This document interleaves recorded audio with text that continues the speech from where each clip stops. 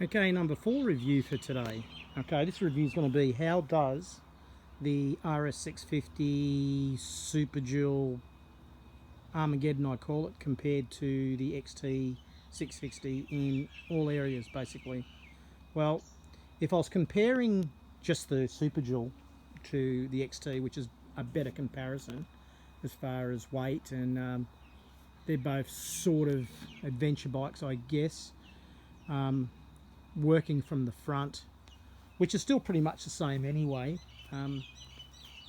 The front suspension on the XT, I had to upgrade it, put progressive springs in it because they were really soft, upgrade the brakes with braided lines because they were not very good. The Super Dual standard brakes are Brembo's, but they're very, very good, a lot better than the XT brakes. The suspension on the XT is an upside down shock. It's only 210mm of travel. It's actually 10mm less than the XT, but because they're a conventional fork and they're an upside down fork, actually works better. From the Super Dual, I went from a 5 weight to a 7.5 weight fork oil. Made a big difference, I thought. Some people might think it's a bit hard, but I actually like it that way. I've never blown a fork seal and jumped it over lots of erosion mounds. The XT, well, you don't jump the XT. It's more of a dirt road, good fire trail type of bike, even though it's pretty good.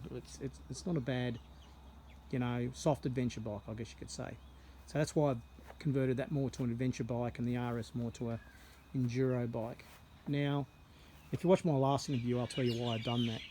Now the XT, the difference is the XT has 5 gears and the Super Dual has 6. Now the Super Dual RS Super Dual has a 6-speed box, as I just said, and it'll sit along the highway quite comfortably doing 120k an hour.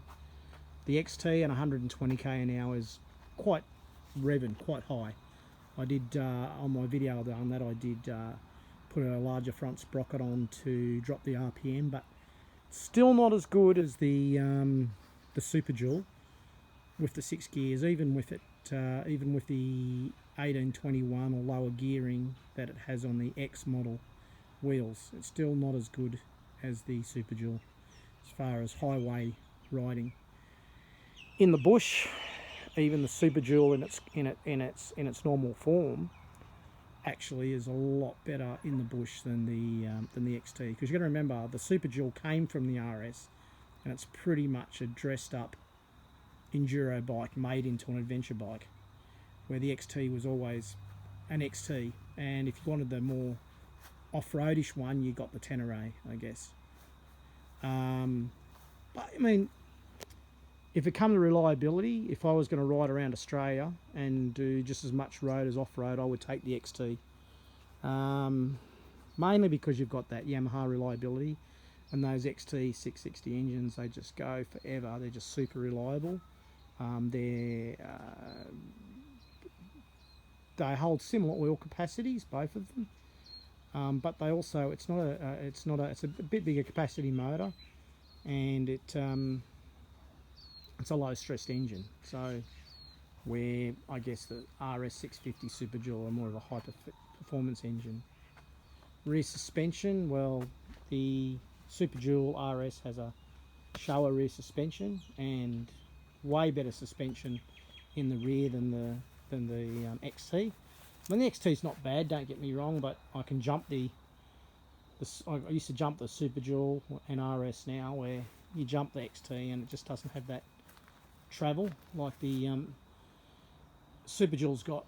So the Super Dual's great for, I believe, you know, a weekend away bike. Obviously, in its Super Dual form, you can do long distance on it, no worry about it, and people have done very long distances on it. But for long-term reliability, a bike that'll go and go and go, I would recommend the XT. Comfort, I would recommend the XT. The Super Dual seats are terrible. The XT seats are super comfortable. Yeah, so I love both bikes for different reasons. The RS, now that it's an RS, it's better for off-road and more high performance, where the XT's more of just a cruiser bike, I guess you could say, a soft core adventure bike for dirt roads and fire trails. Okay, hope you enjoyed the review.